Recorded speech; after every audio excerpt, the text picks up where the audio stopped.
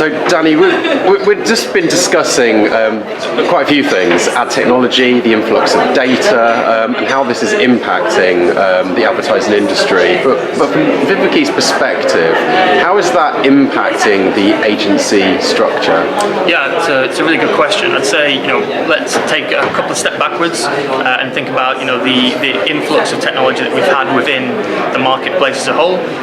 2008, we got the buying technology for programmatic. We were able to log into platforms and buy media in real time based off the data that we could glean in real time.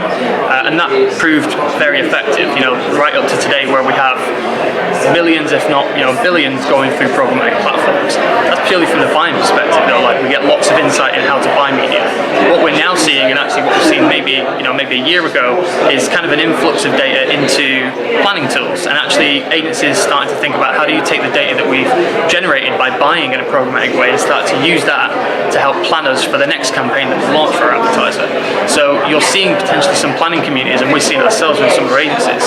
Think about, how do I use my common planning tools that I use every day, be it Comscore, be it TGI, be it something like CACI, anything like that. How do I use those tools which have been around for a very long time? I've got fantastic panel-based information.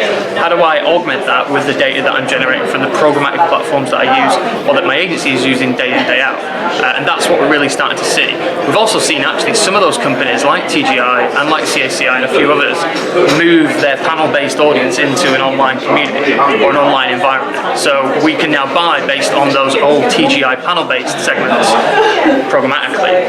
So with these two areas kind of coming together and not clashing, but kind of smashing together, the planning community as a whole are kind of thinking, okay, if I can actually really in real time pull information on my audience around how a campaign is performing or an audience segment is performing, let's use that now to plan that next campaign or that next strategy that we want to launch or the next tactic that we want to do for our campaign.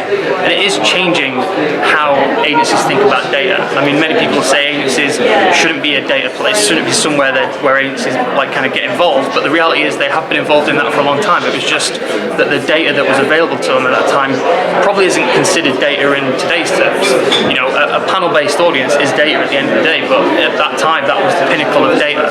Now the pinnacle of data is log-level information, API requests, flat file loads, FTPs. That's the type of data that some agencies are getting involved in, and that some of our vendors are getting involved in. And it's just the fact that that's becoming more readily available to us. The buying platforms came to help the buyers. Now we're seeing this influx of information for the planners at the same time. It is going to take time, the same way it took time for the buying community to get involved with programmatic.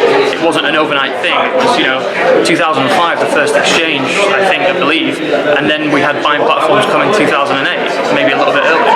So there is going to be a bit of time, and even now, 2016, we're probably only just getting in our rhythm of how programmatic should be launched on a buying perspective. It's probably going to take a little bit of time for the planning community to think how can they make use of that from a planning perspective.